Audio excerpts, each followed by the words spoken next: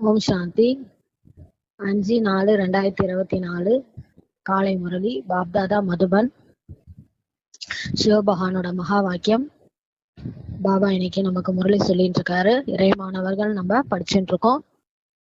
பாபா இன்னைக்கு என்ன சொல்றாருன்னு கவனமா கேட்கலாம். இனிமையான குழந்தைகளே, பாபாவை அன்போடு நினைவு செய்தால் நீங்கள் மேன்மை அடைந்து விடுவீர்கள் என்று பாபா சொல்றாரு. பார்வையால் மேன்மை அடைவது என்பது உலகத்தின் எஜமானர் ஆவதாகும். பாபாவை நம்ம அன்போடு நினைவு செய்ய செய்ய நம்ம மேன்மை அடைந்து விடுவீர்கள்ன்றார் பாபா. இப்ப பாபா நம்ம நினைக்கிறோம், அன்போடு நினைவு செய்யறோமா? அதுதான் பாபா கேக்குறாரு. நினைங்கன்னு சொல்லிட்டாரு. இங்க வார்த்தை அன்போடு நினைவு செய்யுங்கன்னு சொல்லியிருக்காரு பாபா. அப்ப நம்ம பாபாவை நினைக்க நினைத்து சுகம் பெறுவீர்கள்ன்ட்டு நமக்கு இதுக்கு முன்னாடி முரளியில பாபா சொல்றாரு. அப்ப பாபாவே நம்ம எந்த நேரமும் நினைக்க நினைக்க அது ஒரு அதீந்திரிய சுகம் கிடைக்கும் நமக்கு, இல்லையா? அந்த மாதிரி நீங்க அன்போடு பாபாவை நினைவு செஞ்சீங்கன்னா நீங்க மேன்மை அடைவீங்க அப்படின்ட்டு பாபா சொல்றாரு. அப்ப அந்த பார்வையால மேன்மை அடைவது என்பது அதுக்கு என்ன அர்த்தம் அப்படின்ற மாதிரி பாபா சொல்றாரு. அப்படின்னா நீங்க என்ன ஆக போறீங்க அப்படின்னா உலகத்தின் எஜமானர் ஆயிடுவீங்க. பாபாவோட பார்வையால நம்ம மேன்மை அடைந்து உலகத்திற்கு எஜமானரா ஆயிடுவோம்ட்டு பாபா சொல்றாரு. இப்ப பாபாவை நினைக்க நினைக்கதான் நமக்கு அந்த சுகம் கிடைக்கும். அந்த சுகம் தான் பாபா எந்த நேரமும் பாபா கூட நம்ம அன்போடு பாபாவை அந்த அன்போடு நினைவு செய்ய முடியும், இல்லையா? பாபாவுடைய அன்பிலே நம்ம அப்படியே நாள் முழுவதும் நம்ம இருப்போம்.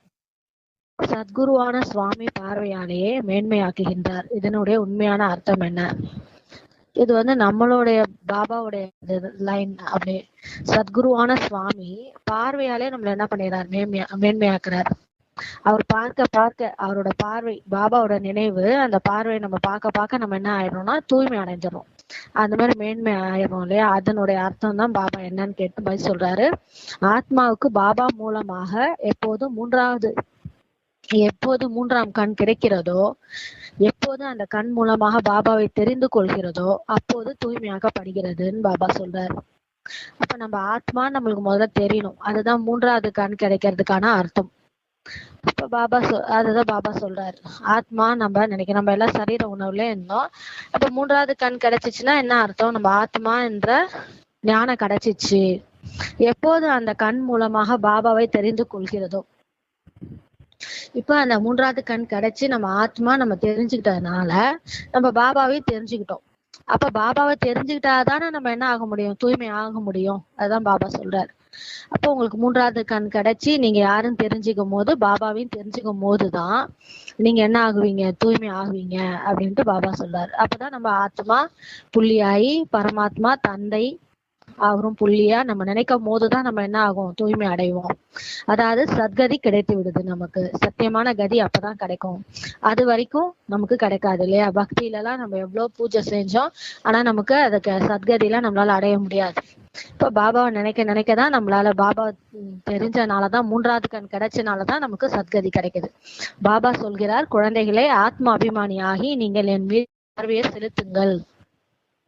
நீங்க ஆத்மான்னு உணர்ந்து என் மீது பார்வையை செலுத்துங்கள், என்னை நினைவு செய்யுங்க. மற்ற தொடர்புகள் எல்லாம் என்ன பண்ணணும்? துண்டிச்சுட்டு என் ஒருவனோடு தொடர்பை இணையுங்கள். எல்லா தொடர்பையும் துண்டிச்சிடுங்க. என் ஒருவனை மட்டும் நினைங்க, என் ஒருவன் கிட்ட மட்டும் தொடர்பை வைங்க அப்படின்ட்டு பாபா சொல்றார். அப்போது அமைதி இழந்தவர், அதாவது ஒன்றுமில்லாதவரிலிருந்து மேன்மையானவர், அதாவது செல்வந்தர் ஆகி விடுவீர்கள் பாபா சொல்றார். அந்த மாதிரி ஆயிட்டீங்கன்னா நீங்க என்ன ஆயிடுவீங்க? அந்த அமைதி இழந்தவர்ன்ட்டு உங்கள்ட்ட இருக்காது.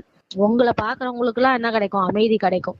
அந்த மாதிரி நீங்க ஒண்ணும் இல்லாதவர்ல இருந்து நீங்க என்ன ஆயிடுவீங்க? மேன்மை ஆயிடுவீங்க, அதாவது செல்வந்தர் ஆகி விடுவீங்கன்ட்டு பாபா சொல்றாரு. உலகத்துக்கே நீங்க எஜமானர் ஆயிடுவீங்க அப்படின்னு பாபா சொல்றாரு. அப்ப நம்ம ஆத்மான்னு உணர்ந்து தந்தையை நினைக்கணும். மற்ற தொடர்புகளை எல்லாம் துண்டிச்சுட்டு தந்தை ஒருவரோடு தான் நம்ம என்ன பண்ணணும்? தொடர்பை வைக்கணும், இணைக்கணும். ஓம் சாந்தி. இனிமேலும் இனிமையான ஆன்மீக குழந்தைகள், யாரிடம் வந்திருக்கின்றீர்கள்? யார்கிட்ட வந்திருக்கிறோம்? ஆன்மீக தந்தைகிட்ட தானே வந்திருக்கிறோம். நம்மளோட தந்தைகிட்ட வந்துட்டோம், ஆத்மாவோட தந்தைகிட்டோம். நாம் சிவபாபாவிடம் செல்கின்றோம்ட்டு நீங்க புரிஞ்சுக்கிட்டீங்க. சிவபாபா அனைத்து ஆத்மாக்களின் தந்தை என்று தெரிந்திருக்கிறீர்கள். இதெல்லாம் உங்களுக்கே தெரியும். அவர் உயர்ந்த ஆசிரியராகவும் இருக்கிறாரு, உயர்ந்த குருவாகவும் இருக்கின்றாரு. இந்த நிச்சயம் கூட உங்கள்கிட்ட குழந்தைகளிடம் இருக்க வேண்டும் பாபா சொல்றாரு. இல்ல, நம்ம தந்தையே தான் எப்படி இருக்காரு? ஆசிரியராகவும் இருக்கிறாரு, குருவாகவும் இருக்கிறாரு, சத்குருவாகவும் இருக்கிறாரு. இந்த நிச்சயம் குழந்தைகள்கிட்ட இருக்கணும். உயர்ந்த என்பதற்கு பரம என்று சொல்லப்படுகிறது. பரமாத்மா, உயர்ந்தலும் உயர்ந்த தந்தை. அவரை வந்து நம்ம பரம, அந்த உயர்ந்த என்ற சொல்லுக்கு பரமன் சொல்லப்படுகிறது. அந்த ஒருவரை தான் நாம் நினைவு செய்ய வேண்டும். அவர் தான் எல்லாத்துலயும் ஹையஸ்டா இருக்கிறார். அவரை தான் நம்ம என்ன பண்ணணும், நினைவு செய்யணும். பார்வையோடு பார்வை சேர்கிறது. இப்ப பாபாவை நம்ம நினைக்கும் போது, ஆத்மா பரமாத்மாவை நினைக்கும் போது பார்வையோடு பார்வை சேர்கின்றது. சத்குரு பார்வையாலேயே மேன்மை ஆக்கின்றான் பாடல் கூட இருக்குது இல்லையா? அந்த பாடலுக்கு அர்த்தம் இருக்கணும் இல்லையா? அதுதான் இப்ப பாபா கேக்குறாரு.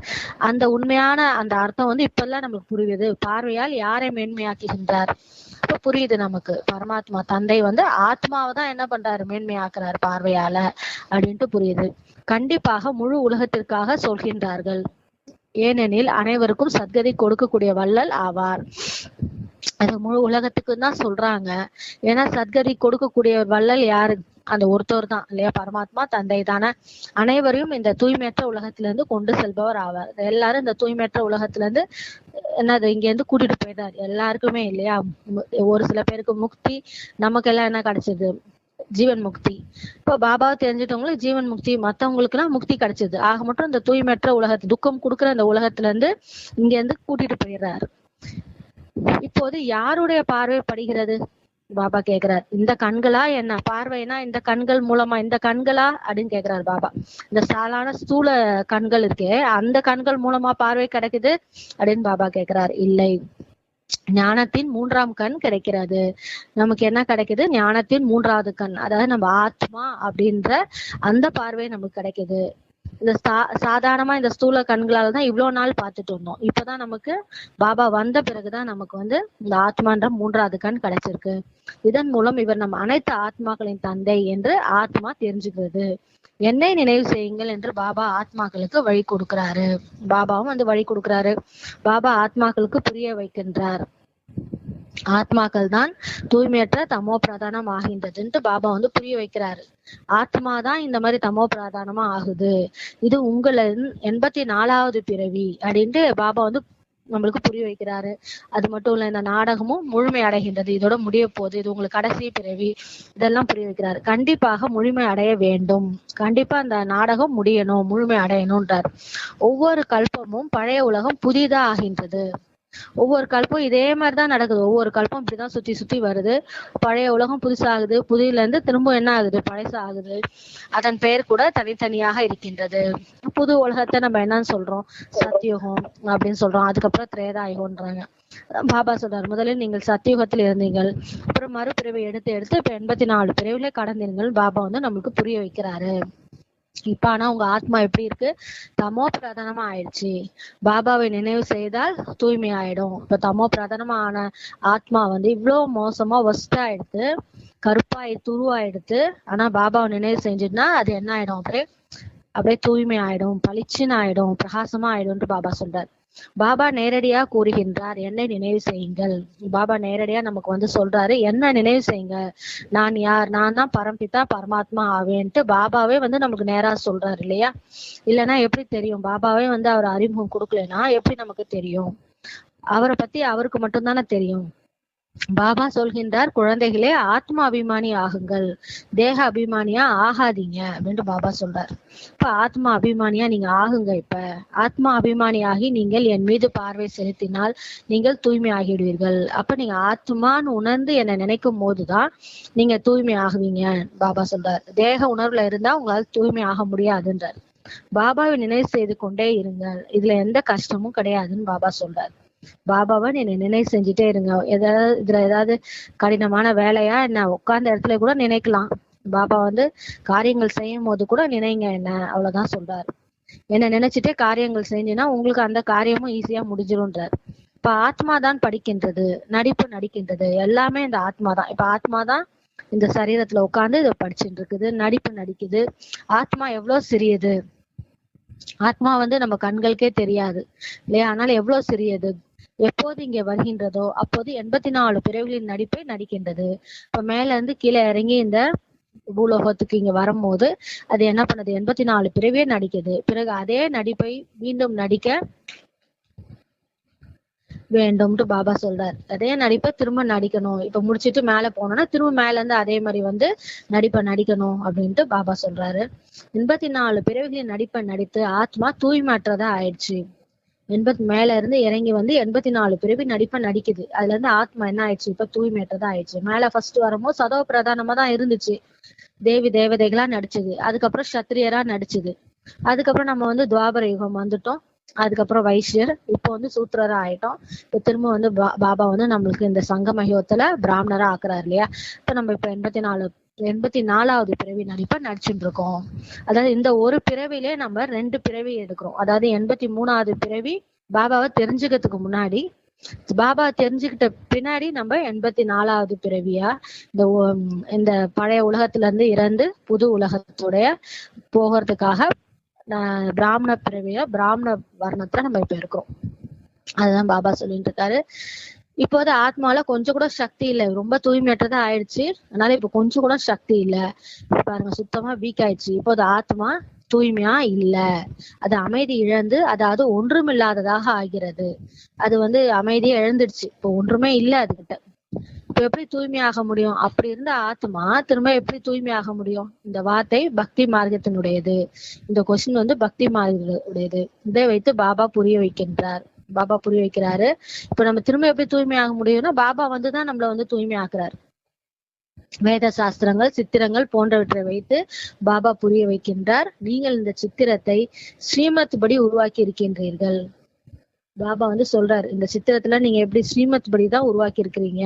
அசுர வழிப்படி நிறைய சித்திரங்கள் உள்ள. இப்ப நம்ம கிட்ட இருக்க சித்திரங்கள் எல்லாம், இப்ப வச்சிருக்க சித்திரம்லாம் ஸ்ரீமத் படி பாபா சொன்ன மாதிரி உருவாக்கி இருக்கிற சித்திரங்கள். முன்னாடி இருந்த சித்திரங்கள்லாம் இப்ப கோயிலெல்லாம் நிறைய இருக்கும், எல்லாமே அசுர வழிப்படி நிறைய சித்திரங்கள். அதெல்லாம் பாக்குறதுக்கு வந்து உண்மை கிடையாது. அதெல்லாம் தேவி தேவதைகளே ரொம்ப மோசமான சித்திரங்கள்லாம் வச்சிருப்பாங்க.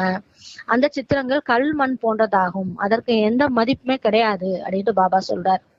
தேவி தேவதைகள் வந்து எவ்வளவு வந்து தூய்மையா பவித்திரமா இருக்கிறவங்கள கண்ணாமனான்ட்டு அந்த சித்திரங்கள் காமிக்கும் இல்லையா. அதுதான் பாபா சொல்றாரு, அதெல்லாம் கல் மண் போன்றதாகும், அதுக்கு எந்த மதிப்புமே கிடையாது. இங்கே பாபா வந்து குழந்தைகளுக்கு படிப்புக்கின்றார். இங்க பாபாவே வந்து நம்மளுக்கு இதெல்லாம் படிப்புக்கின்றார்.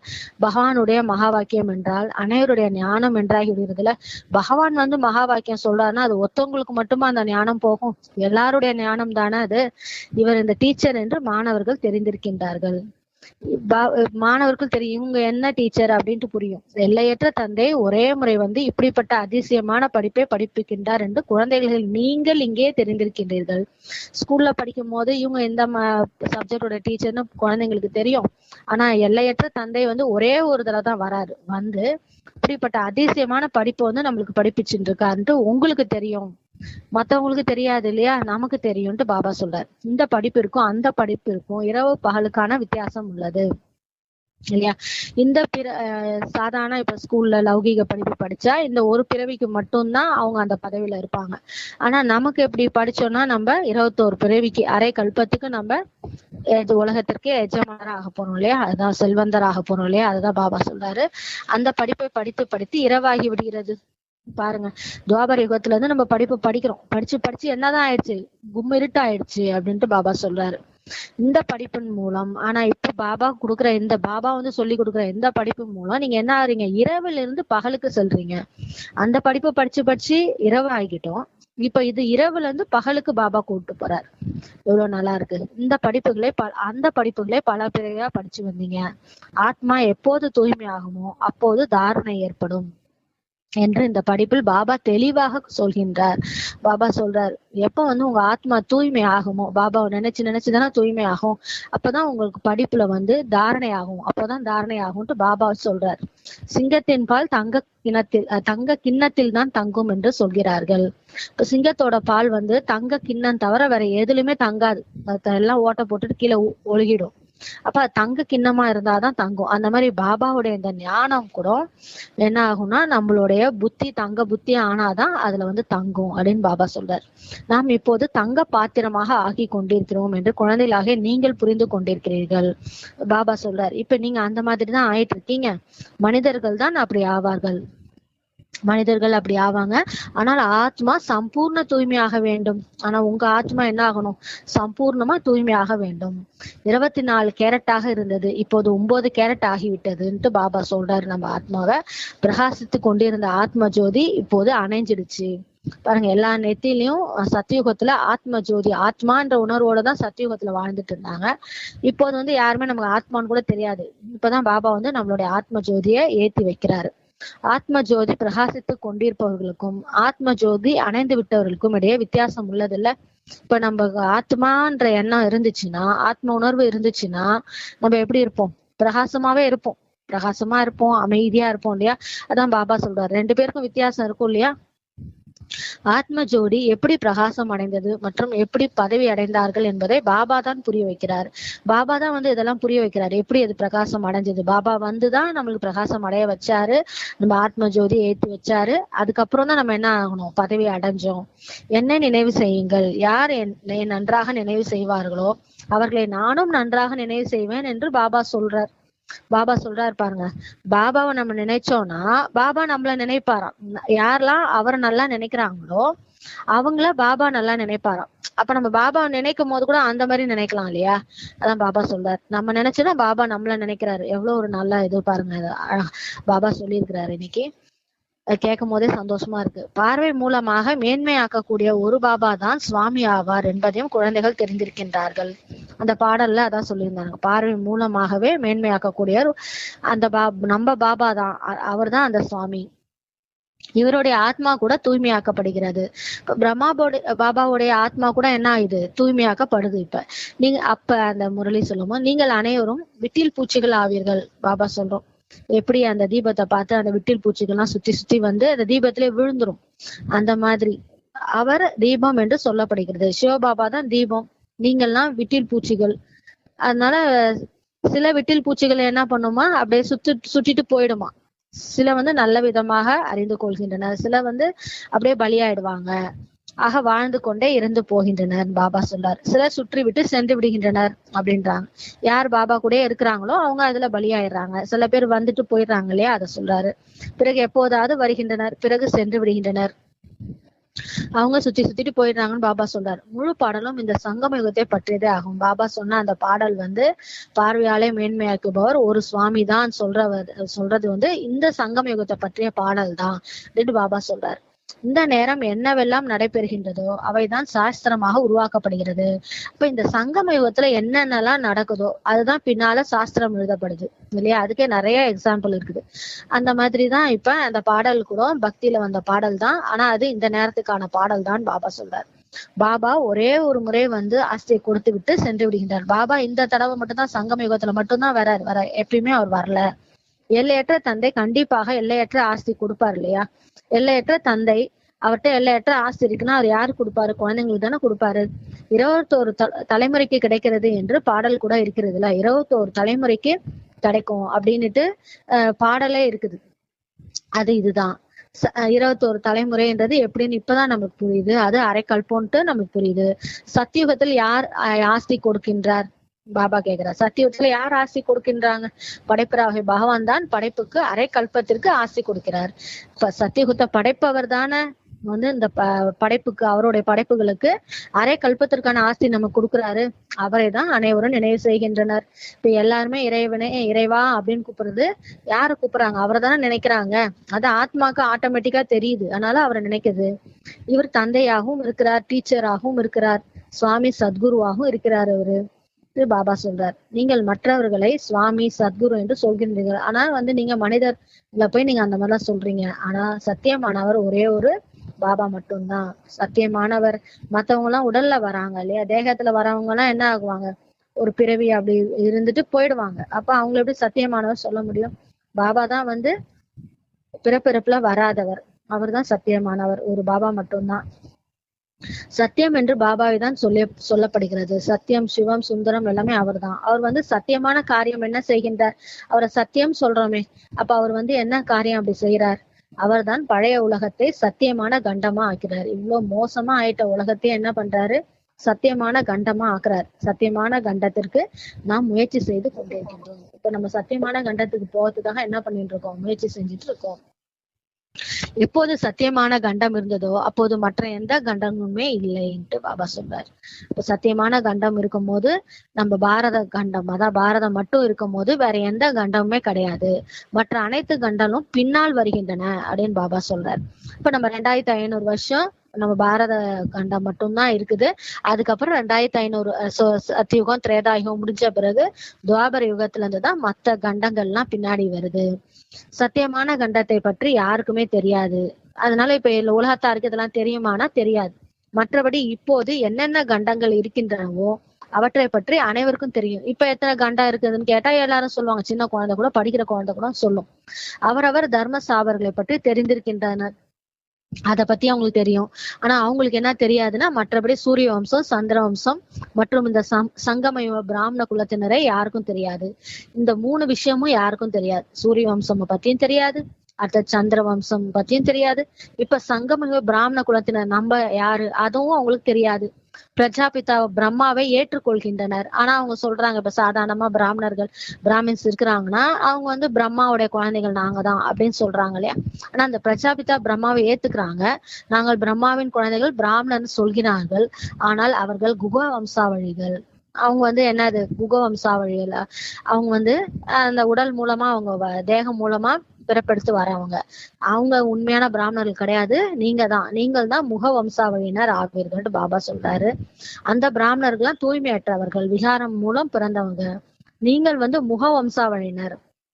நீங்க பிரம்மா முகம் மூலம் வந்த வம்சாவழியினர். அதனால நீங்க யாருன்னா தூய்மையானவர்கள் பாபா சொல்றாரு. நீங்கள் முக வம்சாவழியினர் ஆகி பிறகு மோசமான உலகம் ராவண ராஜ்யத்தில் இருந்து சென்று விடுகின்றீர்கள் பாபா சொல்றார். நீங்க தான் முக வம்சாவினரா பிராமணர்களா ஆகி இந்த மோசமான உலகத்துல இருந்து நீங்க என்ன பண்றீங்க, அது இந்த ராவண ராஜ்யத்துல இருந்து சென்று விடுகிறீர்கள். அப்புறம் நீங்க வெளியில போயிட்டீங்கன்னா அதுக்கப்புறம் என்னவே கிடையாது, ராவண ராஜ்யமே கிடையாது அப்படின்னு பாபா சொல்றாரு. இப்ப நீங்க தான் முயற்சி பண்றீங்க. நீங்க முயற்சி பண்ணி இந்த ராவண ராஜ்யத்துல இருந்து நீங்க போயிட்டீங்கன்னா அதுக்கப்புறம் இந்த முழு உலகத்துக்குமே ராவண ராஜ்யம் கிடையாது. அதுதான் சொல்றாரு பாபா. உங்களோட முன்னேற்றம் உலக மாற்றம்னு பாபா சொல்லுவார் இல்லையா. நீங்க உலகத்துக்கே நன்மை செய்றீங்கன்ட்டு. இப்போது நீங்கள் புதிய உலகம் செல்கின்றீர்கள். இங்க இருந்து நீங்க அடுத்தது சத்தியுகம் போறீங்க. அதைதான் விகாரமற்ற உலகம் என்று சொல்லப்படுகின்றது அப்படின்ட்டு பாபா சொல்றாரு. அது விகாரமே அங்க விகாரங்கள்லாம் கிடையாது இல்லையா. உலகம்தான் புதியதாகவும் பழையதாகவும் ஆகிறது. அப்ப இங்க இருக்க இந்த உலகம்தான் புதிதாகவும் ஆகுது, பழையசாகவும் ஆகுது. புதுசா சொர்க்கம்லாம் ஒண்ணு இல்லைன்னு பாபா சொல்றாரு. அது எப்படி ஆகிறது என்பதை கூட நீங்கள் தெரிந்து கொண்டு விட்டீர்கள். இப்போ உங்களுக்கு இந்த ரகசியம் எல்லாம் தெரியும். வேறு யாருடைய புத்தியிலும் இது கிடையவே கிடையாது. லட்ச வருடங்களான விஷயங்களை யாரும் தெரிந்திருக்க கூட முடியாது. பாபா சொல்றாரு பாருங்க, எல்லாமே லட்சக்கணக்கான வருடங்கள் சொல்றாங்களே, அப்ப அத்தனை லட்சக்கணக்கான வருடங்களை ஞாபகம் வச்சுக்க முடியுமா அப்படின்ட்டு பாபா கேட்கிறாரு. உண்மைதானே? அதனால அதெல்லாம் கிடையாது, அதெல்லாம் தெரிஞ்சுக்கவும் முடியாது, அவ்வளவுலாம் ஞாபகத்துல வச்சுக்க முடியாதுன்ட்டு பாபா சொல்றாரு. அவ்வளோதான் நம்ம ஆத்மா ஸ்டோர் பண்ண கூட இடம் இருக்காது. இதுவோ கொஞ்ச காலத்திற்கான விஷயம் தான் பாபா சொல்றாரு. ரொம்ப இதெல்லாம் கிடையாது, கொஞ்ச காலத்திற்கான விஷயம். இதை பாபா அமர்ந்து குழந்தைகளுக்கு புரிய வைக்கின்றார். இது பாபா சுயம் இறைவனே குழந்தைங்களுக்கு நேரா டீச்சரா இருந்து பாடம் சொல்லி கொடுத்து நம்மளுக்கு புரிய வைக்கிறாரு. ஓம் சாந்தி. ஓம் சாந்தி. பாபா சொல்றாங்க, எப்போது பாரதத்தில் தர்மம் நிந்தனைக்குள்ளாகிறதோ அப்போதுதான் நான் வருகின்றேன் என்று பாபா சொல்கின்றார். எப்போ பாரதத்துல இந்த மாதிரி தர்மத்துக்கு நிந்தனை ஏற்படுதோ, அந்த உண்மையான தர்மம் மறைஞ்சு போயிடுதோ, அப்பதான் பாபா வராருன்னு சொல்லி பாபா சொல்றாரு. மற்ற இடங்களில் நிராகார் பரமாத்மா யார் என்று கூட யாருக்குமே தெரியாது. மற்ற இடங்கள்ல பாருங்க, உலகத்துல வேற எந்த இடத்துலயும் யார் கடவுள் நிராகார பரமாத்மா யாருன்னே தெரியாது சொல்லி பாபா சொல்றாரு. பெரிய பெரிய லிங்கங்கள்லாம் உருவாக்கி வைத்திருக்கிறாங்க. குழந்தைகளுக்கு புரிய வைக்கப்பட்டிருக்கிறது, ஆத்மாவினுடைய அளவு ஒருபோதும் சிறியதாக பெரியதாக ஆவதில்லை.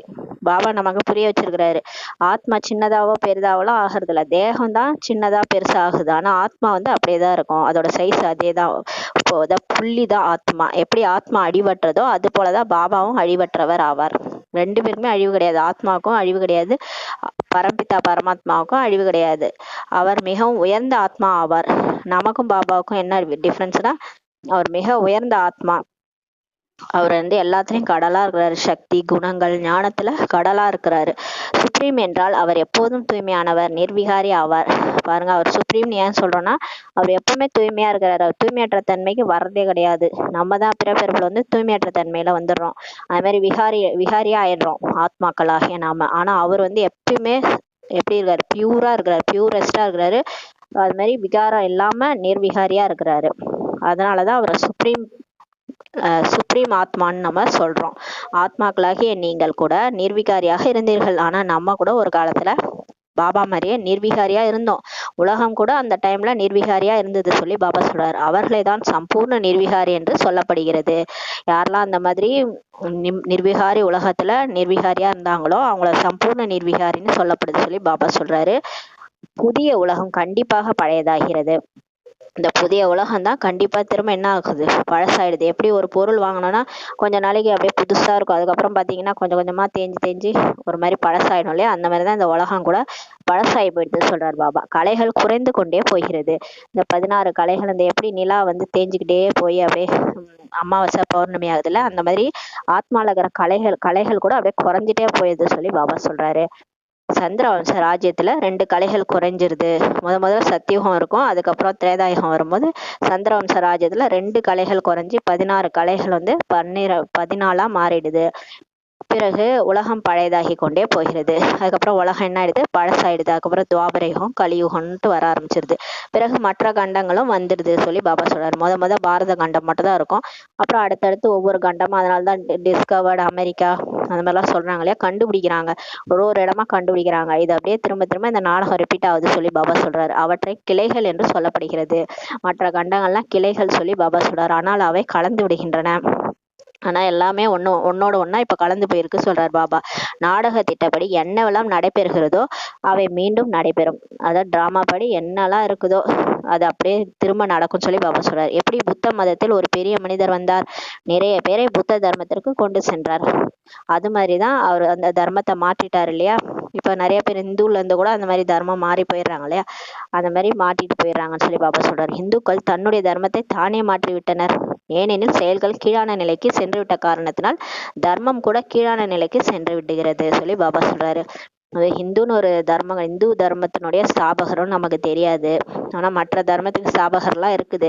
ஆனா இந்துன்னு எப்படி பேர் வச்சாங்க எதுவுமே நமக்கு தெரியாது. பாபா சொல்றாரு உண்மையான தர்மம் வந்து இது கிடையவே கிடையாது. இந்துஸ்தான் சொல்லிட்டு ஆங்கிலேயர்கள் பேர் வைக்கும் போது இவங்க ஹிந்துன்னு பேர் வச்சுக்கிட்டாங்க, தர்மத்தையே தானே மாற்றிக்கிட்டாங்கன்னு சொல்லி பாபா சொல்றாரு. ஏன்னா அவங்க தேவதா தர்மம்னு சொல்லிக்க முடியல, ஏன்னா செயல்கள் கீழான நிலைக்கு போயிட்டதுனால தர்மம் கூட கீழான நிலைக்கு போயிடுச்சு, பேரையே மாத்திக்கிட்டாங்கன்னு சொல்லி பாபா சொல்றாரு. இதெல்லாம் பாபா சொல்லிதான் நமக்கே தெரியும். வாம மார்க்கத்தில் சென்று விட்டனர். அதனால்தான் ஜெகநாதர் கோயிலுக்கு கூட சென்றுள்ளனர். ஆனால் யாருக்குமே அந்த சிந்தனை ஓடுவதில்லை. ஜெகநாதர் கோயில்ல சில இந்த மாதிரி சிற்பங்கள்லாம் இருக்கும், அதை பார்த்து யாருக்குமே சிந்தனை ஓடுறதில்ல. தானே விகாரி என்பதனால அவர்களையும் விகாரியாக காட்டிவிட்டனர். இங்க வந்து இந்துக்கள் அவங்கள விகாரியா இருக்கிறதுனால அவங்க என்ன பண்ணிட்டாங்க, லட்சுமி நாராயணரை கூட விகாரியா காட்டிட்டாங்க அந்த கோயில்ல அப்படின்னு சொல்லி பாபா சொல்லியிருக்காரு. தேவதைகள் எப்போது வாம மார்க்கத்தில் சென்றனரோ அப்போது இப்படி விகாரி ஆகின்றனர். தேவதைகள் எப்போ வந்து துவாபரயுகத்துல இருந்து வாம மார்க்கத்துல போயிடுறாங்களோ, ராவண ராஜ்யத்துக்கு வந்துடுறாங்களோ அப்ப இந்த மாதிரி விகாரி ஆயிடுறாங்கன்னு என்பது புரிந்து கொள்வதில்லை சொல்லி பாபா சொல்றாங்க. இவை அனைத்துமே அந்த சமயத்தினுடைய சித்திரங்கள் ஆகும். அந்த ஜெகநாதர் கோயில்ல இருக்கிற சித்திரங்கள்லாம் அந்த சமயத்தினுடையது சொல்லி பாபா சொல்றாரு. தேவதை என்ற பெயரே மிகச் சிறந்ததாகும். இந்து என்பது ஹிந்துஸ்தானுடைய பெயராகும் சொல்லி பாபா சொல்றாங்க. பிறகு தன்னை ஹிந்து என்று சொல்லிவிட்டனர். ஹிந்துஸ்தான் பெயர் வச்சதுனால தன்னை ஹிந்துன்னு சொல்லிட்டாங்க சொல்லி பாபா சொல்றாரு. எவ்வளவு தவறுகள் ஏற்பட்டு விட்டன சொல்லி பாபா சொல்றாங்க. ஆகையால் தான் பாபா சொல்கின்றார், யதா யதாஹி தர்மஸ்ய, பாபா பாரதத்தில் வருகின்றார், நான் ஹிந்துஸ்தானுக்கு வருகின்றேன் என்று பாபா சொல்வதில்லை. பாருங்க, பாபா தான் சொல்றாரு, எவ்வளவு தவறு பண்ணிட்டீங்க, பாரதத்தோட பேரை மாத்திட்டீங்க ஹிந்துஸ்தான் சொல்லிட்டு. அவர் அதனாலதான் சொல்றாரு, நான் பாரதத்துல தான் வருகின்றேன்னு சொல்லி பாபா சொல்றாரு. ஹிந்துஸ்தானுக்கு வரேன்னு சொல்லி சொல்றது இல்லையா. இது பாரதம், இந்துஸ்தான் அல்லது ஹிந்து தர்மம் என்பது கிடையாது சொல்லி பாபா சொல்றாங்க. இஸ்லாமியர்கள் இந்துஸ்தான் என்ற பெயரை வைத்திருக்கின்றனர். இது கூட நாடகத்தில் பதிவாகி இருக்கின்றது சொல்லி பாபா சொல்றாரு. நல்ல முறையில் புரிந்து கொள்ள வேண்டும். பாபா சொல்றாரு எல்லாத்தையும் நல்ல முறையில புரிஞ்சுக்கணும், இது கூட ஞானமாகும் சொல்லி பாபா சொல்றாங்க. மறுபிறவி எடுத்து வாம மார்க்கத்தில் சென்று நிலை தாழ்த்தி விட்டனர் சொல்லி பாபா சொல்றாங்க. பிறகு தேவதைகளின் முன்பு சென்று நீங்கள் சம்பூர்ண நிர்விகாரியா இருக்கின்றீர்கள், நாங்கள் விகாரிகள் பாவிகளாக இருக்கின்றோம் என்று சொல்கின்றனர். வேறு எந்த கண்டத்தினரும் இப்படி சொல்ல மாட்டார்கள். பாருங்க, வேற எந்த கண்டத்திலயும் போயிட்டு நாங்க கீழானவங்க, எங்கள்கிட்ட குணமே இல்லைன்னு சொல்லி யாரும் சொல்றது இல்லை. ஆனா நம்ம தான் பாரதத்துல தான் இப்படி சொல்லிட்டு இருக்கோம்னு சொல்லி பாபா சொல்றாரு. நாங்கள் கீழானவர்கள், அதாவது எமக்குள் எந்த குணமும் இல்லை என்று வேற எந்த கண்டத்திலும் சொல்வதை ஒருபோதும் கேட்டிருக்க மாட்டீர்கள். அதாவது சீக்கிய மக்கள் கூட கிரந்தத்தின் முன்பு அமர்கின்றார்கள், ஆனால் இப்படி ஒருபோதும் சொல்வதில்லை. குருநானக் முன்னாடி போய் இந்த மாதிரி சொன்னது கிடையாது யாரும். நீங்கள் விகாரமற்று இருக்கிறீங்க, நாங்க விகாரிகளா இருக்கின்றோன்ட்டு மற்ற எந்த தர்மத்தினரும் சொல்றதில்ல. ஆனா நானக் சம்பிரதாயப்படி கையில் காப்பு அணிந்து கொள்கின்றனர். ஆனா அவங்க கையில காப்பு அணிஞ்சுக்கிறாங்க, தூய்மைக்கான காப்பு. அது விகாரமற்ற தன்மைக்கு அடையாளமாகும். அந்த காப்பு வந்து நம்ம இப்ப இதெல்லாம் கையில இது அணிஞ்சுக்கிறோம் இல்லையா, அந்த மாதிரி விகாரமற்ற தன்மைக்காக அவங்க அந்த அடையாளம் வந்து கட்டிக்கிறாங்க. ஆனால் விகாரம் இல்லாமல் அவர்களால் வாழ முடியவில்லை. ஆனா எந்த தர்மத்திலையும் விகாரம் இல்லாம இருக்கிறதே இல்லை சொல்லி பாபா சொல்றாங்க. பொய்யான அடையாளமாக வைத்திருக்கின்றனர் சொல்லி பாபா சொல்றாங்க.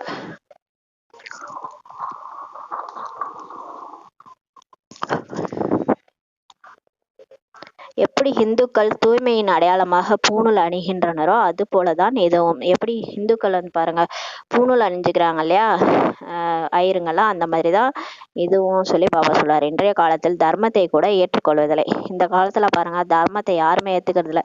இந்த நேரம் பக்தி மார்க்கம் நடந்து கொண்டிருக்கின்றது சொல்லி பாபா சொல்றாரு. இதைதான் பக்தி சம்பிரதாயம் என்று சொல்லப்படுகிறது. ஞான சம்பிரதாயம் வந்து சத்தியுகத்துலதான் இருக்குது சொல்லி பாபா சொல்றாங்க. சத்தியுகத்தில் தேவதைகள் சம்பூர்ண நிர்விகாரி ஆவர். சத்தியுகத்துல தேவதைகள் எப்படி இருந்தாங்க, சம்பூர்ண நிர்விகாரியா இருந்தாங்க. கலியுகத்துல சம்பூர்ண நிர்விகாரியா யாருமே இருக்க முடியாது. ஏன்னா இங்க எல்லாருமே விகாரம் நிறைஞ்சிருக்காங்க இல்லையா, 5 விகாரம் நிறைஞ்சு இல்லற மார்க்கத்தினுடைய ஸ்தாபனையும் பாபா தான் செய்கின்றார் சொல்லி பாபா சொல்றாங்க. மற்ற அனைவரும் துறவற மார்க்கத்தை சேர்ந்த குருக்களாவர். அதன் மூலம் அவர்களுடைய வலிமை அதிகமாகி இருக்கிறது சொல்லி பாபா சொல்றாங்க. இப்ப வந்து பாபா தான் வந்து இல்லற மார்க்கத்தினுடைய ஸ்தாபனை செய்யறாரு. வீட்டுல இருந்துகிட்டே நம்மளை புருஷார்த்தம் பண்ண வைக்கிறாரு. கடவுள் வந்து நீங்க புத்தி மூலமா யோகம் பண்ணுங்கன்னு சொல்லி. மத்தவங்க எல்லாருமே துறவற மார்க்கத்துல சேர்ந்த குருக்கள், அவங்க வீடு வாசலை விட்டுட்டு வெளியே போயிடுறாங்க. அவங்களுடைய வலிமை தான் இப்ப அதிகமா இருக்கு சொல்லி பாபா சொல்றாரு. இப்படி நீங்கள் என்னவெல்லாம் படிக்கின்றீர்களோ அவற்றின் மூலம் நான் கிடைக்கின்றேன் என்று பாபா சொல்கின்றார். இப்ப நம்ம வந்து என்ன முரளி படிக்கிறோம் இல்லையா, இந்த முரளி படிக்கிறது மூலமா தான் நம்ம கிடைக்கிறோம், பாபா கிடைக்கிறாருன்னு சொல்லி பாபா சொல்றாங்க. நான் எப்போது வருகின்றேனோ அப்போது அனைவரையும் பார்வை மூலமாக தூய்மையாக்குகின்றேன் என்று பாடல் கூட இருக்கிறது. ஒரு பாடல் கூட இருக்குதாம், நான் எப்போ வரணும் அப்ப பார்வை மூலமா தூய்மையாக்கிடுவேன் அப்படின்னு சொல்லி இருக்குதாம். இங்கே நீங்கள் ஏன் வந்திருக்கின்றீர்கள், இங்க நம்ம அதுக்கு வந்திருக்கிறோம், தூய்மையாவதற்கு, அதாவது உலகத்திற்கே எஜமான் ஆவதற்கு வந்திருக்கின்றீர்கள் சொல்லி பாபா சொல்றாரு. பாபாவை நினைவு செய்தால் தூய்மையாகி விடுவீர்கள் சொல்லி பாபா சொல்றாங்க. பாபா ஒண்ணுமே இல்லை, அவரை நினைக்க சொல்றாரு, அவ்வளவுதான். நினைச்சா தூய்மை ஆயிடுங்கன்னு சொல்லி சொல்றாரு. இப்படி செய்வதால் நீங்கள் இவ்வாறு ஆவீர்கள் என்று ஒருபொழுதும் யாருமே சொல்ல மாட்டார்கள். எங்கேயாவது நம்ம கேள்விப்பட்டிருக்கிறோமா, ஏதாவது ஒரு சத்சங்கம் போனாலும் நீங்க இந்த மாதிரி என்ன நினைங்க தூய்மை ஆயிடுவீங்க, தேவதை ஆயிடுவீங்க, இந்த மாதிரி யாராவது சொல்லியிருக்கிறாங்களா, இல்லை இப்படி செய்யுங்க இப்படி ஆயிடுவீங்கன்னு ஏதாவது ஒரு அஷூரன்ஸ் கொடுத்துருக்காங்களா, ஒரு கேரண்டி கொடுத்துருக்காங்களா பாத்தீங்கன்னா எங்கேயுமே கிடையாது. இங்க சொல்றாருன்னா அப்ப அது யாரா இருக்கணும்னு சொல்லி யாரா இருக்கணும்னு யோசிச்சு பார்க்கணும். அப்ப கடவுளே தான் வந்து இந்த விஷயத்த சொல்றாரு. நீங்கள் இவ்வாறு ஆக வேண்டும் என்று பாபா தான் சொல்கின்றார். பாருங்க, இங்க இவ்வாறு ஆகணும், லட்சுமி நாராயணா ஆகணும்னு எந்த ஒரு மனிதனாலும் சொல்லுவாங்களா, ஏன்னா அவங்களாலே ஆக முடியாது இல்லையா. அப்ப இந்த மாதிரி ஒருத்தர் சொல்றாருன்னா இவர் யாரா இருக்கணும், இவர் கடவுளா தானே இருக்கணும்னு யோசிக்கணும். அந்த அளவு கூட மனிதர்களுக்கு புத்தி இருக்காது. இவர்கள் லட்சுமி நாராயணராக எப்படி ஆனார்கள் யாருக்குமே தெரியாது சொல்லி பாபா சொல்றாங்க. குழந்தைகளாகிய உங்களுக்கு பாபா அனைத்தையும் சொல்கின்றார். இப்ப பாபா வந்து எல்லாத்தையும் நமக்கு சொல்லிட்டாரு. இவர்கள் தான் 84 பிறவிகள் எடுத்து தூய்மையற்றவர்கள் ஆனார்கள். பிறகு உங்களை இவ்வாறு ஆக்க நான் வந்திருக்கின்றேன் சொல்லி பாபா சொல்றாரு. நம்ம தான் அப்படி இருந்தோம், நம்ம தான் இப்படி ஆயிட்டோம். திரும்ப பாபா நம்மள அந்த மாதிரி ஆக்கிறதுக்கு, லட்சுமி நாராயண் மாதிரி ஆக்கிறதுக்கு வந்திருக்கிறேன்னு சொல்லி சொல்றாரு. பாபா தன்னுடைய அறிமுகத்தையும் கொடுக்கின்றார். ஆக பார்வை மூலமாக மேன்மையாகவும் செய்கின்றார். பாபா என்ன சொல்றாரு, நான் எப்படி இருக்கிறேன், எந்த மாதிரி இருக்கிறேன், எங்க இருக்கிறேன் எல்லாத்தையும் சொல்லி தன்னுடைய அறிமுகத்தை கொடுத்து நம்மள அவர் திருஷ்டி கொடுத்தே நம்மளை மேன்மையாக மாத்துறாரு. இப்படி யாரை சொல்கின்றார்கள், ஒரு சத்குருவை தான் சொல்கின்றார்கள் சொல்லி பாபா சொல்றாங்க. உலகத்தில் குருக்கள் நிறைய பேர் இருக்கிறாங்க, மற்றும் மாதர்கள் அபலைகள் கள்ளங்கபடமற்றவர்களாக இருக்கின்றார்கள். நீங்கள் அனைவரும் கூட கள்ளங்கபடமற்ற தந்தையின் குழந்தைகள் ஆவீர்கள் சொல்றார் பாபா. எவ்வளோ குருக்கள்லாம் இருக்கிறாங்க, அவங்கள்ட்ட எல்லாம் கடவுள் போனாரா, மாதர்கள் அபலைகள் கள்ளங்கபடமற்றவர்கள்ட்ட தான் பாபா வந்திருக்கிறாரு. ஏன்னா கள்ளங்கபடமற்ற தந்தையினுடைய குழந்தைகள் நாமன்னு சொல்லி பாபா சொல்றாரு. கண்கள் திறந்தும் விநாசமானது என்று சங்கருக்கு சொல்கின்றார்கள். சொல்லுவாங்களா, 3வது கண்ண சங்கர் திறந்த உடனே உலகமே விநாசம் ஆயிடுச்சுன்னு சொல்லி சொல்லியிருப்பாங்க. ஆனா பாபா சொல்றாரு இது கூட பாவம் ஆகிடுகின்றது. பாருங்க, அந்த மாதிரி சொல்லி தப்பு பண்ணிட்டாங்க, அது பாவம். அந்த மாதிரி எங்கேயா நடக்குமா, ஒரு பொழுதும் பாபா ஒருபோதும் அப்படிப்பட்ட காரியத்திற்கு வழி கூறுவதில்லை. கடவுள் எங்கேயாவது கண்ணை திறந்து உலகத்தை அழிப்பாரா? அந்த மாதிரி எந்த காரியத்துக்கும் பாபா வழி சொல்ல மாட்டாரு. கடவுள் அன்பே சிவம், அவர் அந்த மாதிரி ஒரு வழியே சொல்ல மாட்டாரு. விநாசம் மற்ற ஏதாவது பொருட்கள் மூலமாக தான் ஏற்படும் அல்லவா? விநாசம் எப்படி நடக்கும்? ஏதாவது அணுகுண்டு தயாரிச்சிருப்பாங்க, ஒருத்தவங்க சண்டை போட்டுக்குவாங்க. அப்போ கோப விகாரத்தின் மூலமா தான் விநாசமே நடைபெறுது இல்லையா? அது ராவணனாலதான் நடக்குது. எங்கேயாவது ராமரால நடக்குமா? ஒரு கடவுள் மூலமா இந்த மாதிரிலாம் நடக்காது சொல்லி பாபா சொல்றாரு. பாபா அப்படி கட்டளை கொடுப்பதில்லை.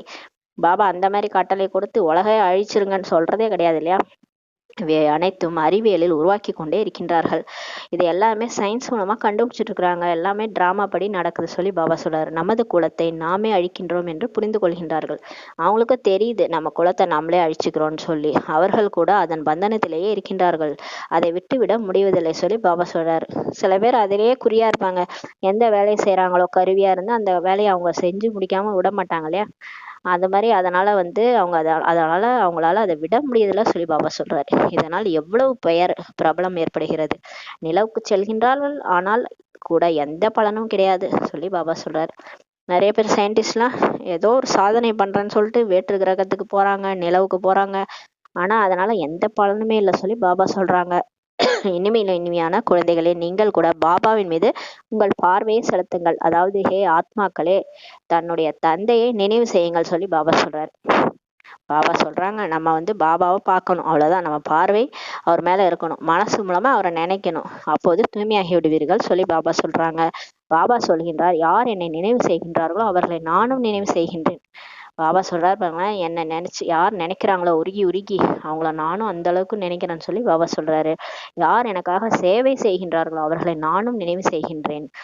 பாபாவுடைய சேவை யார் செய்யறாங்களோ அவங்கள பாபா கூட நினைவு செய்யறாராம். ஆக அவர்களுக்கு பலம் கிடைக்கின்றது. அப்ப நம்ம சேவை செய்யும் போது பாபாவுடைய நினைவும், பாபா நம்மளை நினைவு பண்ணும்போது நினைவின் பலமும் நமக்கு கிடைக்குது இல்லையா?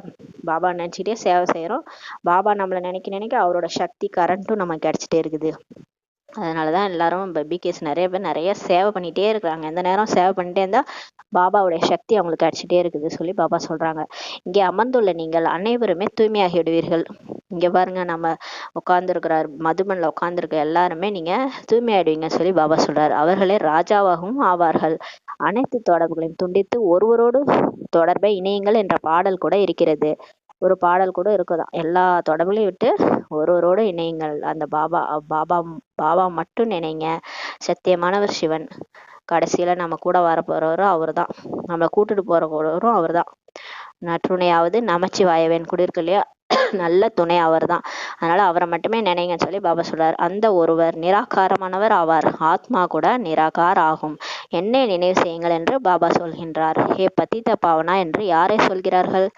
பிரம்மாவையா, விஷ்ணுவியா, சங்கரரியா? இல்லை, பத்தித பாவனர் ஒரே ஒருவர் தான். அவர் எப்போதும் தூய்மையாக தான் இருக்கின்றார். யார் ஒருத்தவங்க தூய்மையா இருக்கிறாங்களோ அவங்க தானே மற்றவங்களை தூய்மையாக மாற்ற முடியும். எப்போதுமே தூய்மையா பர்ஃபெக்டா இருக்கிறவங்களாலதான் மற்றவங்களை தூய்மையா மாற்ற முடியும். அந்த ஒரே ஒரு பத்தித பாவனர் யாருன்னா நிராகார் பரம்தா பரமாத்மா சிவன் தான். மற்ற யாருமே கிடையாது சொல்லி பாபா சொல்றாரு. பிரம்மா, விஷ்ணு, சங்கர் எல்லாம் கிடையாது. அவரை சர்வ சக்திவான் என்று சொல்லப்படுகிறது. உலகத்தையே படைச்சவர், அண்ட சராசங்களுக்கு அதிபதி, அவரு தான் சர்வ சக்திவான் சொல்லப்படுது சொல்லி பாபா சொல்றாரு. பாபா தான் படைப்பின் முதல் இடை கடை ஞானத்தை சொல்கின்றார். மேலும் அனைத்து சாஸ்திரங்களையும் தெரிந்திருக்கின்றார். பாருங்க, பகவானுக்கு எல்லாமே தெரியும். அங்க உட்காந்துக்கிட்டே சாஸ்திரம்லாம் அத்துப்படியா இருக்குது. அவருக்கு எல்லாத்தையும் தெரிஞ்சு வச்சிருக்காரு சொல்லி பாபா சொல்றாரு. சன்னியாசிகள் சாஸ்திரங்கள் போன்றவற்றை படித்து அந்த தலைப்புகளில் பேசுகின்றனர். சன்னியாசிகள் என்ன பண்றாங்க? அந்த பகவத்கீதை, மகாபாரதம் எல்லாத்தையும் படிச்சுட்டு அந்த தலைப்பு எடுத்துட்டு பேசுறாங்க. ஆனா பாபாவுக்கு முதலிலேயே தலைப்பு கிடைத்து விட்டது. சாஸ்திரங்களை படித்துதான் தலைப்பு எடுக்க வேண்டுமா என்ன? பாபா விட்டா ஆத்மான்ற தலைப்புலயே பக்கம் பக்கமா பேசுவார் இல்லையா? டெய்லி 4 பக்கத்துக்கு எவ்வளவு பேசுறாரு பாருங்க. எத்தனை தலைப்பு எடுத்துக்கிறாரு. அவருக்கு தலைப்பு வேணுமா? நான் சாஸ்திரத்தை படிச்சுதான் தலைப்பு எடுப்பாரா? அவருக்கு இஷ்டத்துக்கும் தலைப்பு கிடைக்குது. முதலிலே தலைப்பு கிடைத்து விட்டது சொல்லி பாபா சொல்றாங்க. நல்லது. இனிமேலும் இனிமையான காணாமல் போய் கண்டெடுக்கப்பட்ட செல்ல குழந்தைகளுக்கு தாயும் தந்தையுமான பாப் தாதாவின் அன்பு நினைவுகள் மற்றும் காலை வணக்கங்கள். ஆன்மீக குழந்தைகளுக்கு ஆன்மீக தாய் தந்தையின் நமஸ்காரம். நாம் ஆன்மீக குழந்தைகள் ஆன்மீக தாய் தந்தைக்கு நமஸ்காரம். தாரணைக்கான முக்கிய சாரம். ஃபர்ஸ்ட் பாயிண்ட், வாழ்ந்து கொண்டே விளக்கில் இறந்து போகக்கூடிய விட்டில் பூச்சிகளாக ஆக வேண்டும். வெறும் விளக்கை சுற்றக்கூடிய விட்டில் பூச்சிகளாக இருக்கக்கூடாது. ஈஸ்வரிய படிப்பை தாரணை செய்வதற்கு புத்தியை சம்பூர்ண தூய்மை ஆக்க வேண்டும். 2வது பாயிண்ட், மற்ற அனைத்து தொடர்புகளையும் விடுத்து ஒரு பாபாவின் நினைவில் இருக்க வேண்டும். ஒருவரின் நினைவின் மூலமாக தன்னை தூய்மையாக்கி கொள்ள வேண்டும். வரதானம் சொல்றாங்க, மனதார உணர்வதன் மூலம் திலாராம் பாபாவின் ஆசிர்வாதம் பலனாக அடையக்கூடிய தன்னை மாற்றுபவர் ஆகுக. பாபா இந்த நேரத்து வரதானத்தோட தொடர்ச்சி மாதிரியே இருக்குது. நம்மள உணரும் சக்தி இருக்கும்போதுதான் தீவிர புருஷார்த்தி ஆக முடியும்னு நேத்து சொன்னாரு. அதே மாதிரி இன்னைக்கு சொல்றாரு, மனதார உணர்வது மூலமா திலாராம் பாபாவுடைய ஆசீர்வாதம் பிளெஸ்ஸிங்ஸ் கிடைக்கும், பலனாக அடையக்கூடிய தன்னை மாற்றுபவர், தன்னைத்தான் மாற்றிக்கணும்னு சொல்லி பாபா சொல்றாங்க. அந்த மாதிரி வரதானே நீ கொடுத்துட்டாரு. தன்னை மாற்றிக்கொள்வதற்கு 2 விஷயங்களை மனதார உணர வேண்டும். பாருங்க, நம்ம யாரையுமே மாற்ற முடியாது உலகத்துல. அவங்கவுங்க சம்ஸ்காரம் சுபாவம் அவங்கவுங்க அப்படிதான் இருப்பாங்க. ஆனா பாருங்க, நம்மளை மாத்திக்கிறது ஈஸி இல்லையா? நம்மளை நாமே மாத்திக்கலாம். ஆனா நம்மளை மாத்திக்கிறது கூட கஷ்டம். ஏன்னா மனசுக்கு புரிய வைக்கிறதுக்குள்ள படாயிடும். ஆனா தன்னை மாத்திக்கணும்னா பாபா ஈஸியா 2 விஷயங்களை சொல்றாரு பாருங்க. மனசார 2 விஷயத்த உணர சொல்றாரு. 1, தனது பலவீனங்களை உணர வேண்டும். ஃபர்ஸ்ட் நமக்கு என்ன வீக் பாயிண்ட் இருக்குன்ட்டு எழுதி கூட வச்சு பாத்துங்க டைரியில. எனக்கு இதெல்லாம் வீக் மைண்ட், இந்த மாதிரி பிரச்சனை எனக்கு மாயா வருது. அந்த பலவீனங்களை ஃபர்ஸ்ட் உணருங்க. உணர்ந்து அதை ஃபர்ஸ்ட் புரிஞ்சுக்கோங்க. 2வது பாயிண்ட், எந்த பிரச்சனை அல்லது மனதின் நிமித்தமாக இருக்கிறாரோ, மனிதன் எந்த பிரச்சனையோ அல்லது நீங்க டென்ஷன் ஆகுறதுக்கு எந்த பிரச்சனை மற்றும் ஏதாவது மனிதன் கருவியாக இருக்கிறாரோ அவரது ஆசை மற்றும் அவரது மனபாவனைகளை உணர வேண்டும். ஃபர்ஸ்ட் உங்களுக்கு என்ன பிரச்சனைன்னு ஃபர்ஸ்ட் தெரிஞ்சுக்கோங்க. இன்னொன்னு, எந்த பிரச்சனை உங்களுக்கு பிரச்சனையா இருக்குது மற்றும் எந்த மனுஷன் உங்களுக்கு பிரச்சனையா இருக்கிறாரு, அவரோட ஆசை என்ன, அவரோட மன பாவனைகளை உணரணும். ஃபர்ஸ்ட் அந்த உணரும் சக்தி இருக்கணும்னு சொல்லி பாபா சொல்றாரு. நேற்று சொன்னார் இல்லையா, உணருங்கன்ட்டு. அந்த உணரும் சக்தி இருக்கணும். அந்த பிரச்சனைகள் என்ற பேப்பரின் காரணத்தை அறிந்து நான் தேர்ச்சி பெற வேண்டும் என்ற சிரேஷ்ட சுரூபத்தை உணர வேண்டும். இப்ப நம்ம தெரிஞ்சுக்கணும், எதனால இந்த டெஸ்ட் பேப்பர் வந்திருக்குது, இந்த பிரச்சனை எதனால வந்திருக்கு. அந்த ரீசன் உங்களுக்கு தெரிஞ்சிச்சுன்னா அதை எப்படி பாஸ் பண்றதுன்றது உங்களுக்கு தெரிஞ்சிடும். அப்ப நான் தேர்ச்சி பெற வேண்டும் என்ற சிரேஷ்ட ஸ்வரூபத்தை நீங்க உணரணும்னு சொல்லி பாபா சொல்றாங்க. சுயஸ்திதி சிரேஷ்டமானது. பாருங்க, நம்மளுடைய சுயஸ்திதி தான் சிரேஷ்டமானது. நம்ம யாரு? நான் மாஸ்டர் சர்வசக்திவான். நான் எப்படி இருக்கிறேன்? மிக சிரேஷ்ட ஆத்மா. நான் என்னை மாயா எதுவுமே பண்ண முடியாது. நான் மகாவீர் ஆத்மா. அந்த மாதிரி சுயஸ்திதி சிரேஷ்டமானது. ஆனா பிரச்சனை என்பது டெஸ்ட் பேப்பர் தான். பிரச்சனை வரும் போகும், ஏதாவது வந்துட்டு தான் இருக்கும். ஏன்னா நம்மள டெஸ்ட் பண்ணதான் அது வந்துட்டு இருக்கு இல்லையா? பிரச்சனை என்பது டெஸ்ட் பேப்பர் ஆகும்னு சொல்லி பாபா சொல்றாரு.